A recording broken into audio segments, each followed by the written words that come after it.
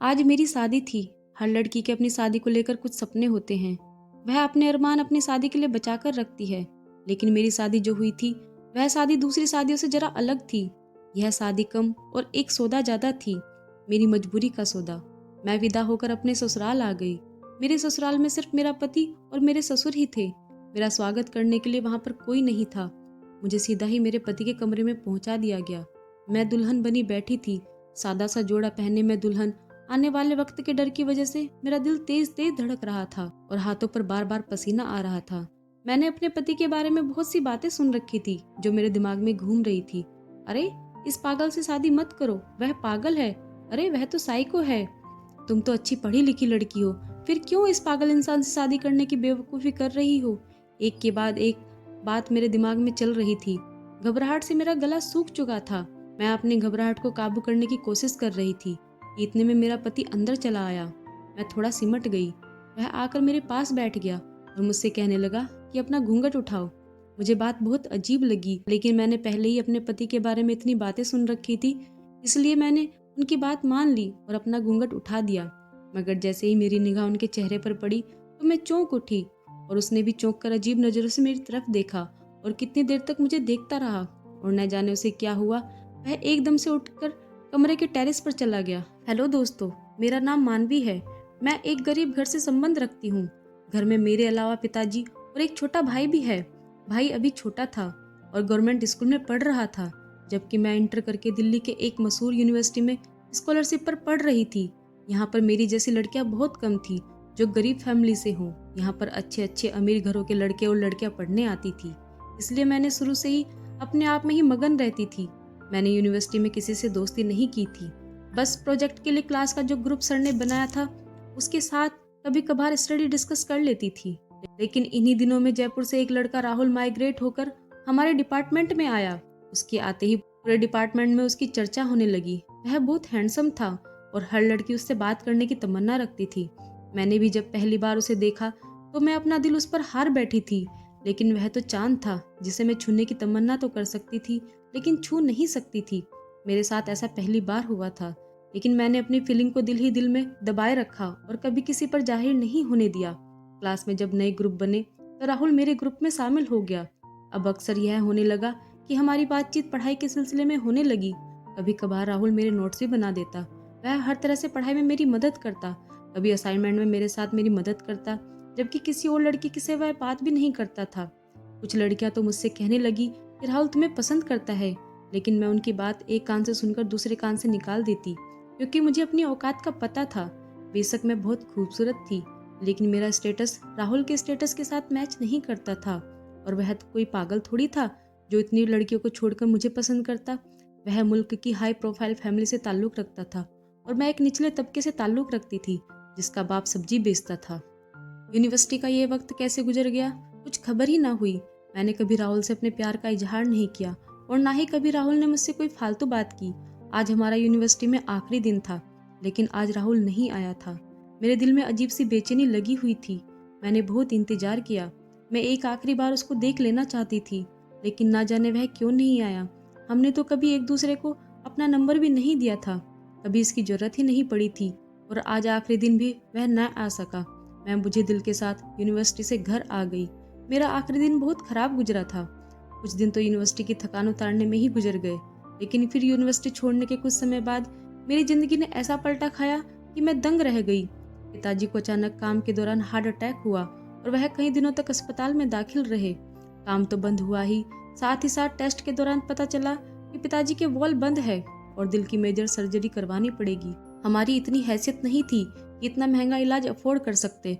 व्यक्ति तौर पर सरकारी अस्पताल से इलाज करवा के पिताजी घर तो आ गए, लेकिन डॉक्टर ने सख्ती से उन्हें आराम करने को कहा था। पिताजी अब ज्यादातर घर पर ही रहते थे। वह बहुत कोशिश करते कि काम पर जाए, लेकिन मैं उन्हें मना करती और काम पर जाने नहीं देती। एक दिन मुझसे चोरी से वह काम पर चले गए तो तबीयत ज्यादा खराब हो गई, तो पिताजी भी खुद ही कहने लगे कि अब जब तक ठीक नहीं हो जाता तब तक काम पर नहीं जाऊंगा। लेकिन फिर ऐसा कब तक चलता था। घर में मौजूद जितना भी राशन था वह खत्म होने को आ गया। जितनी जमा पूंजी थी वह भी थोड़ी थोड़ी करके लगने लग गई। हमने भी घर बदल लिया और एक कम किराए पर छोटा सा घर ले लिया। भाई का परेशान चेहरा देखकर मैं खुद परेशान हो जाती। भाई तो अभी बहुत छोटा था, तो इसलिए सवाल ही पैदा नहीं होता था कि वह काम करेगा तो मुझे ही बाहर निकलना पड़ेगा। पहले तो पिताजी की सब्जी की रेडी घर के बाहर लगा ली। प्रतिदिन सुबह मम्मी के साथ जाकर मंडी से ताज़ा सब्जी ले आती और घर के बाहर रखकर बेच देती। लेकिन इससे इतने पैसे नहीं बचते थे कि हमारे रोज के खर्चे पूरे हो जाते। लेकिन पिताजी के इलाज के लिए पैसे कहाँ से आते, इसलिए मैंने एक फैसला किया और माँ को इस बारे में बताया। माँ ने मुझे मना किया, लेकिन मैं अपनी बात पर डटी रही और मैंने पिताजी से इजाज़त ले ली। इजाज़त देते हुए पिताजी का दिल बहुत भारी हो रहा था, क्योंकि उन्होंने मेरे लिए कुछ और सपने देखे थे और अब एकदम हालात के पलटी की वजह से वह सब अधूरे रह गए थे। पिताजी की परमिशन मिलते ही मैंने अगले दिन अलग अलग जगह से नौकरी के लिए अप्लाई करना शुरू कर दिया। अखबार मंगवाया, उसमें नौकरियों के ऐड देखकर बहुत जगह पर अप्लाई किया, लेकिन पूरा 1 महीने में नौकरी के लिए अप्लाई करती रही और मुझे कहीं भी नौकरी नहीं मिली। इंटरव्यू के कॉल आती, मैं इंटरव्यू देने जाती, लेकिन ऐसा लगता जैसे वहाँ पर पहले से ही नौकरी के लिए सिलेक्शन हो गया हो और यह इंटरव्यू बस एक फॉर्मेलिटी के लिए हो। लेकिन फिर इन्हीं दिनों में एक जगह पर मेरी नौकरी लग गई। सैलरी बहुत ज़्यादा नहीं थी, लेकिन अच्छी थी। मैं खुशी से खिलखिला उठी और फौरन ज्वाइन कर लिया। मुझे अभी ज्वाइन किए हुए कुछ ही दिन गुजरे थे कि एक दिन बॉस ने मुझे अपने कैबिन में बुलवाया और कहने लगे, मिस मानवी, आपकी जितनी काबिलियत है और जितना अच्छा आप काम करती हैं, उसके हिसाब से आपकी सैलरी और पोस्ट कुछ कम नहीं है क्या? बॉस ने मुझसे सवाल किया तो मैं थोड़ा हड़बड़ा गई कि हाँ बोलूँ या ना बोलूँ। लेकिन फिर हिम्मत जमा करते हुए मैंने हाँ कह दिया और वह कुछ देर मुझे गहरी नज़रों से देखते रहे। मुझे उलझन होने लगी, लेकिन फिर वह कहने लगे, आपकी सैलरी और पोस्ट बढ़ सकती है, लेकिन अगर आप मुझे खुश करें तो। उसने कहा तो मैं उलझन में भरी नज़रों से उसकी तरफ देखा और कैसे सर? वह बड़ी कमीनी सी हंसी हंसते हुए कहने लगे, मिस मानवी, अब आप समझदार हैं, समझ सकती हैं। इसके लिए आपको बस मुझे खुश करना होगा। बॉस की बात सुनकर मेरे तो तन बदन में आग लग गई। मैं एकदम से गुस्से से खड़ी हो गई और कहने लगी, तुम जैसे कमीनों की वजह से ही लड़कियां घरों से निकलने को डरती हैं। मैं लानत भेजती हूँ तुम पर और तुम्हारे काम पर। मैं गुस्से से कहती हुई ऑफिस से बाहर आ गई। मुझे बॉस पीछे से आवाज देता रहा। मेरी आंखों से आंसू बह रहे थे। मुझे अपने आप में इतना लाचार और बेमोल लग रहा था कि दुनिया मजबूर और लाचार लोगों की नहीं है। मैं कितनी देर तक इसी तरह सड़क किनारे चलती रही, लेकिन आखिर कब तक? घर तो जाना ही था। घर पहुंचकर माँ ने मेरा परेशान चेहरा देखा तो पूछने लगी, क्या हुआ मानवी, तुम इतनी परेशान क्यों हो? माँ के पूछने की देर थी। मैं फूट फूट कर रोने लगी और माँ को सारी बात सच सच बता दी। माँ ने मुझे अपने गले लगा लिया और हौसला दिया। वह कहने लगी, बेटा, अब तुम घर से बाहर निकली हो तो तुम्हें इस तरह से बहुत से भेड़ियों से लड़ना होगा। ऐसे बहुत से लोग तुम्हारे रास्ते में आएंगे, लेकिन तुम्हें हिम्मत से काम लेना होगा। माँ ने इसके बाद मुझे बहुत समझाया, पर मैं काफ़ी हद तक परेशान हो गई थी। अगले दिन मैं फिर हिम्मत और हौसले से नई जॉब देखने लगी और फिर जल्दी ही मेरी किस्मत ने मुझे MK एंटरप्राइजेज में नौकरी मिल गई। नौकरी पहले वाली नौकरी से बहुत अच्छी थी, सैलरी ज़्यादा थी और पिक एंड ड्रॉप की सुविधा भी थी। मुझे काफ़ी आसानी हो गई थी। यहाँ पर काम करते हुए मुझे 3 महीने हो गए थे। यहाँ का माहौल बहुत अच्छा था। मैंने आज तक सिर्फ अपनी कंपनी के हेड को ही देखा था। हालांकि ऑफिस में बॉस के बेटे की बहुत बातें होती थी। कोई उसे पागल कहता था, कोई दीवाना कहता था, तो कोई उसको साइको कहता था, लेकिन मैंने कभी आज तक उसे नहीं देखा था। शायद वह ऑफिस आता ही नहीं था। मैं भी अपने काम से काम रखती थी। लेकिन फिर इन्हीं दिनों बॉस ने वर्कर की एक अर्जेंट मीटिंग बुलवाई और उनकी तरफ से एक अजीब ऐलान सुनने को आया। बॉस ने कहा था कि जो भी लड़की मेरे बेटे के साथ शादी करेगी और उसके साथ पूरे 24 घंटे गुजारेगी तो मैं उसे इनाम के तौर पर दूंगा। मुझे बॉस की बात अच्छी नहीं लगी। ना जाने उनके बेटे का क्या मसला था कि बॉस ने इस तरह का ऐलान किया था, लेकिन फिर बार बार यह बात सुनने को मिलती रही। कोई भी लड़की बॉस के बेटे से शादी करने के लिए तैयार नहीं थी। लेकिन यह बात सुनकर मेरे दिल में बार बार यही ख्याल आ रहा था कि इतने ज़्यादा पैसे मिलेंगे तो मैं ही बॉस के बेटे से शादी कर लेती हूँ। इन पैसों से मैं पिताजी का इलाज करवा सकती हूँ और एक बार पिताजी ठीक हो जाए तो हमारे सारे मसले हल हो सकते हैं। और फिर कौन सा यह सच की शादी होगी, सिर्फ एक सौदा ही तो है। लेकिन दिमाग इस बात को झटक देता और दिल और दिमाग की जंग जारी थी। फिर एक दिन दिल जीत गया और मैंने इस आग में कूदने का फैसला करते हुए बॉस को हाँ कह दी। मेरी बात सुनकर बॉस बहुत खुश हुए थे। रविवार का दिन शादी के लिए तय कर दिया गया। मैंने घर आकर माँ से बात की तो माँ तो यह सुनकर चौंक गई। वह मुझसे खफा हो गई। पिताजी का भी रवैया माँ से अलग नहीं था। दोनों ने मुझे इस काम करने को मना किया, लेकिन मैं अब तय कर चुकी थी और सबसे बड़ी बात तो मुझे उन पैसों का लालच था जिससे मैं पिताजी का इलाज करवा सकती थी। इसके अलावा मुझे कोई और ऑप्शन भी तो नजर नहीं आ रहा था। माँ पिताजी 1-2 दिन नाराज रहे, लेकिन फिर मुझे समझाने के लिए बैठ गए। लेकिन अब मैं समझने समझाने की हद से बाहर निकल चुकी थी, इसलिए मैंने उनकी बात नहीं मानी और रविवार का दिन भी आ पहुंचा। सादे से फंक्शन में हमारी शादी हो गई। मैं अभी तक अपने पति का चेहरा नहीं देखा था, लेकिन उसका नाम सुनकर मैं चौंकी जरूर थी। लेकिन उसके नाम के तो बहुत से लोग होते हैं। अभी राहुल, वह राहुल तो बिल्कुल नहीं हो सकता। उसके आने से तो दिल धड़क जाता था, जबकि यह तो न जाने कौन पागल और साइको था। मैं विदा होकर ससुराल आ गई। अभी जब मैंने कमरे में तुम्हें देखा तो मेरी हैरत की सीमा न रही। अपनी कहानी सुनाते हुए मैं राहुल की तरफ देखा, जो बड़ी गहरी और प्यार भरी नजरों से मुझे ही देख रहा था। मैंने शर्माते हुए सर झुकाया, लेकिन फिर उससे पूछा कि तुम्हें क्या हुआ है, क्यों तुम ऐसे होते जा रहे हो, और तुम्हारे बारे में ये ऐसा मशहूर है। मेरी बात सुनकर राहुल ने गहरी सांस ली और वह कहने लगा, मैं जब जयपुर से माइग्रेट होकर दिल्ली यूनिवर्सिटी में आया तो यहाँ के डिपार्टमेंट में एंटर होते ही मेरी पहली नज़र तुम पर ही पड़ी थी। तुम एक तरफ बेंच पर बैठी अपने कुछ नोट्स बना रही थी, इन सब मॉडल और फैशन की मारी लड़कियों के बीच, जिन्होंने मेकअप करके खुद को केक और पेस्ट्री बनाया हुआ था। तुम उनसे बिल्कुल अलग नजर आ रही थी। तुम्हारा चेहरा मेकअप से पाक और बहुत प्यारा लग रहा था। तुमने दुपट्टा ओढ़ा हुआ था और तुम सीधी सादी प्यारी लग रही थी। मैं कुछ पल तक बस तुम्हें ही देखता रहा। ऐसा नहीं था कि मेरी जिंदगी में पहले लड़कियां नहीं आई थी, लेकिन वह सिर्फ वक्त गुजारी के लिए थी। लेकिन तुम्हें देखकर मैं पहली नजर में ही तुमसे मोहब्बत का शिकार हो गया था, और मैं वहीं खड़े खड़े फैसला कर लिया था कि सिर्फ तुम्हें ही अपनी पत्नी बनाना है। और यह सोच आते ही एक सुकून सा दिल में उतर गया। मुझे तुम्हें देखना, तुमसे बात करना बहुत अच्छा लगने लगा। इन्हीं दिनों पापा की तरफ से मुझ पे शादी का प्रेशर बढ़ने लगा।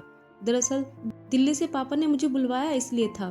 मैंने उन्हें तुम्हारे बारे में बताया, लेकिन स्टेटस की वजह से पापा ने मुझे साफ साफ इनकार कर दिया। तुमसे मिलना भी गवारा नहीं किया। उन्हें तुम्हारी खूबसूरती से कोई मतलब नहीं था। वह अपने ही जैसे किसी बिजनेस क्लास फैमिली से मेरा रिश्ता करना चाहते थे, जिससे वह अपने बिजनेस को 4 चांद लगा सके। मैं उन्हें बार बार मना करता रहा, लेकिन उन्होंने मेरी एक न सुनी और एक जगह पर मेरा रिश्ता तय कर दिया। मैं इसलिए आखिरी दिन यूनिवर्सिटी में नहीं आया था कि मुझे पता था कि तुम मुझे पसंद करती हो, लेकिन मैं आखिरी दिन तुम्हारी आस और उम्मीद नहीं तोड़ सकता था, इसलिए मैं यूनिवर्सिटी नहीं आया था। पापा ने मेरी मंगनी कर दी थी। मैंने पापा की मर्जी के आगे सर झुका दिया, लेकिन उसके बाद मैं चुप चुप रहने लगा। मेरी मंगेतर मुझे बाहर ले जाने के लिए आती और मुझे महंगे महंगे गिफ्ट भी देती। वह मेरे साथ वक्त गुजारना चाहती थी, लेकिन मुझे यह सब बिल्कुल अच्छा नहीं लगता था। मुझे बार बार तुम्हारा ख्याल आता। फिर एक दिन मैं यूनिवर्सिटी के कलर डिपार्टमेंट से तुम्हारे घर का पता निकलवाया और तुम्हारे घर भी गया, लेकिन वहां से पता चला कि तुम तो घर छोड़कर जा चुके हो। मैं बहुत नाउम्मीद हो गया। अब इतने बड़े शहर में तुम्हें कहाँ से ढूंढता। इसके बाद जैसे खुद में ही सिमट गया था। इन्हीं दिनों मैं इसी हालात में मेरा अपनी मंगेतर के साथ झगड़ा हो गया। वह मुझे किसी कॉन्सर्ट में लेकर जाना चाहती थी, जबकि मेरा बिल्कुल दिल नहीं चाह रहा था, इसलिए मैंने उसे साफ साफ इनकार कर दिया।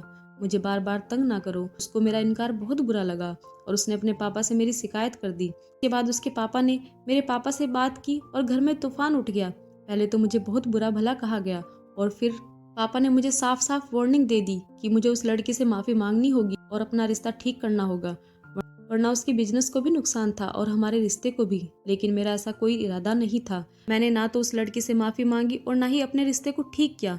इसके नतीजे में हमारी मंगनी टूट गई। पापा मुझ पर बहुत गुस्सा हो गए।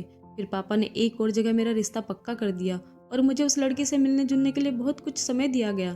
पापा चाहते थे कि हम एक दूसरे को समझ जाएं और फिर जल्द ही वह हमारी शादी कर दे, लेकिन मैं सिर्फ घर पर ही पड़ा रहता था। मेरा दिल नहीं करता था कि मैं कहीं बाहर जाऊं।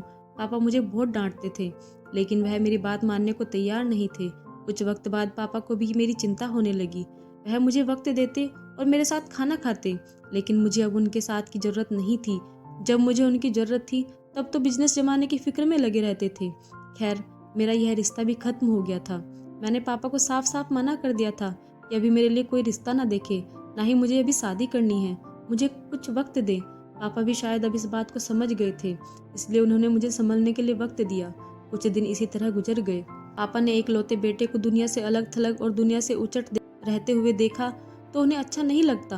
अक्सर वह मेरे दोस्तों को कॉल करके बहाने से घर बुला लेते ताकि मैं खुश हो सकूं, लेकिन मैं खुश नहीं हो पाया और फिर बाद में ऐसे हालात का शिकार हो गया। कुछ दिन बाद पापा मुझसे कहने लगे, कि तुम उस लड़की को ढूंढ लो। अगर तुम 1 महीने के अंदर उस लड़की को ढूंढने में कामयाब हो गए, मैं तुम्हारी शादी उससे करवा दूंगा, वरना फिर तुम्हें मेरी बताई हुई लड़की से शादी करनी पड़ेगी। पापा की शर्त मानकर मैंने तुम्हें बहुत ढूंढा, तुम्हारे पुराने मोहल्ले भी गया, वहां से तुम्हारा नया पता लिया, लेकिन उन्हें जो पता बताया था वह गलत निकला। तुम्हारे पापा के बारे में मुझे कुछ नहीं पता था, इसलिए क्या पूछताछ करता। 1 महीना कैसे गुजर गया मुझे कुछ पता ही ना चला। मेरे पास तुम्हारी कोई तस्वीर भी नहीं थी और न ही तुम्हारी किसी से कोई ऐसी दोस्ती थी जिससे मैं तुम्हारे बारे में पूछ सकता। जैसे ही महीना खत्म हुआ, पापा ने मुझे तुम्हारे बारे में पूछा तो मैं हारे हुए अंदाज में पापा से कहा कि वह जिस भी लड़की से मेरी शादी करेंगे मैं तैयार हूँ। पापा तो जैसे खुशी से बेकाबू हो गए और अगले ही दिन उन्होंने मुझे कहा कि मैंने रविवार को तुम्हारी शादी पक्की कर दी है, रविवार को तैयार रहना। मैंने उनसे लड़की के बारे में भी कुछ नहीं पूछा, क्योंकि अगर तुम नहीं तो कोई भी हो क्या फर्क पड़ता है। रविवार के तय समय पर मैं तैयार हो गया। शादी के दौरान तुम्हारा नाम सुनकर मैं चौंका जरूर था, मगर मानवी नाम की लड़कियां ना जाने दुनिया में कितनी होगी, मैं यह सोच कर रह गया। और फिर तुम्हें अपने कमरे में देखकर हैरान हो गया हूँ। शायद भगवान ने हमारा मिलना लिखा था, इसी तरह हमारा नसीब जोड़ना था, और देख लो आज हम एक हो गए हैं। राहुल ने कहते हुए अपना हाथ आगे किया तो मैंने भी उसके हाथ पर अपना हाथ रख दिया। अगले दिन सुबह मैं और राहुल बहुत खुश अपने कमरे से बाहर निकले और जाकर पापा से मिले। हम दोनों को एक साथ देखकर पापा बहुत हैरान हुए और फिर हम दोनों को एक साथ गले लगा लिया। उनकी आंखें भीग गई। शायद वह भी राहुल की इस हालत की वजह से बहुत ज्यादा परेशानी में थे। अब उसे खुश देखकर उन्हें अच्छा लग रहा है। हम सब मिलकर नाश्ता करने लगे। राहुल मुझे थोड़ी थोड़ी देर बाद हर चीज उठाकर दे रहे थे। मुझे बहुत अच्छा लग रहा था और पापा हैरानी से राहुल को देख रहे थे। सिर्फ मैं और राहुल ही सच्चाई जानते थे।